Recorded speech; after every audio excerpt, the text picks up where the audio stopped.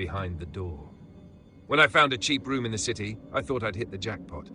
The apartment was in an older building, sure, but it had character. Plus, my roommate, Tyler, seemed perfectly normal, quiet, a little reserved, but polite. He worked nights, so we rarely saw each other, which suited me just fine. Things were fine for the first few weeks. Tyler would come and go, always sticking to his routine. But then I started noticing strange things. The first incident was subtle. I came home one evening to find my bedroom door slightly open. I was certain I'd closed it before leaving. Shrugging it off as my imagination, I went about my night. But then it happened again the next day, and the day after. Soon it felt like every time I left, my door would be open when I returned. I brushed it off, trying to be rational. Maybe the door didn't latch properly, or there was a draft.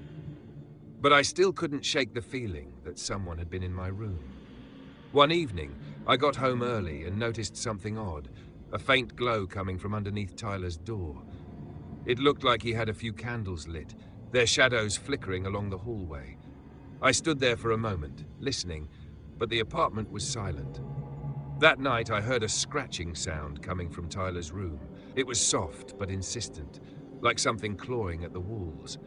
My heart raced as I lay there, staring at the ceiling, straining to hear. But just as suddenly as it started, it stopped, leaving the apartment in an unsettling silence. The next morning, I decided to confront him, but when I knocked on his door, there was no answer. I leaned in, pressing my ear against the door, and froze when I heard whispering, a strange, rhythmic murmur that sent chills down my spine.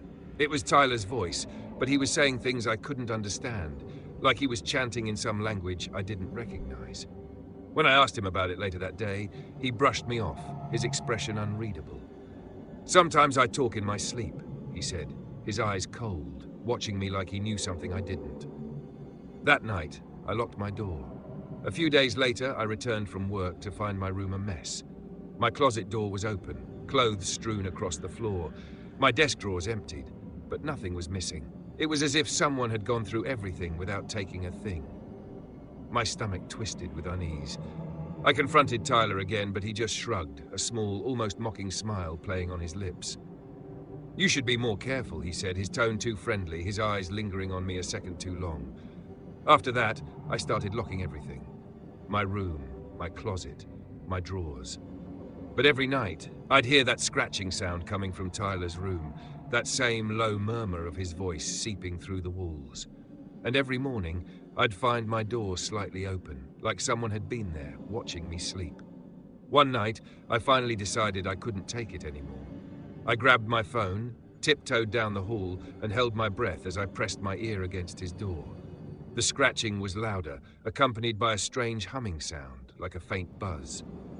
I started recording, my heart pounding, every instinct telling me to run. But then the door creaked open just an inch, and I found myself staring into Tyler's dark room. The glow of dozens of candles lit up his room, casting shadows over the walls. And in the center of the room, Tyler sat cross-legged, facing a wall covered in photos. Photos of me. Dozens of them, each pinned to the wall in precise rows, each one capturing me at different moments. Coming home, sleeping, laughing, even moments in the apartment that I didn't remember. I felt my blood run cold, my hands shaking as I tried to keep the camera steady. Tyler's head whipped around, his eyes meeting mine, and I stumbled backward, dropping my phone. "Watching me now, are you?" he said, a grin spreading across his face. He stood up slowly, almost enjoying the fear etched on my face. I tried to play it off, forcing a laugh. "I just wanted to ask if you'd seen my phone charger," I stammered, backing down the hall. Tyler tilted his head, his grin fading. "It's in your room," he replied, his voice low, almost amused. "Where you left it? I was just making sure you didn't lose it again." I swallowed hard and bolted for my room, slamming the door behind me and jamming a chair under the handle.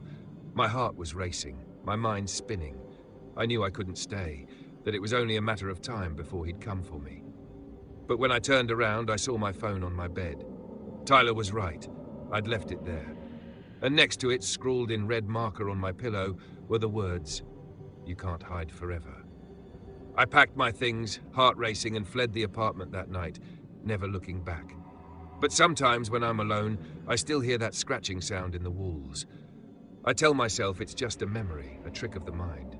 But deep down, I know Tyler's still watching.